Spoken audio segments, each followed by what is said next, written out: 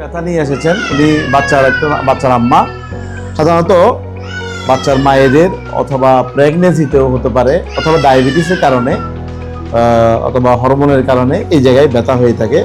তো আমরা একটু আলট্রা করে দেখলাম, এখানে যে টেন্ডনটা আছে, এটা টেন্ডন, এই টেন্ডনের চারপাশে কালো একটা লিগামেন্ট বা এটাকে আমরা রেটিনাকুলাম বলি। এই রেটিনাকুলামটা মোটা হয়ে গেছে, ঠিক হয়ে গেছে, যার কারণে তার মুভমেন্টে ব্যথা হচ্ছে, কোনো কিছু ধরতে পারছে না, বাচ্চাগুলো নিতে পারছেন না। তো সিম্পল আমরা এই দুইটা লিগামেন্টের মাঝখানে এখানে ফ্লুইড দিয়ে এই দুটোকে ফ্রি করে দিতে পারি, যেটা অপারেশনের বিকল্প।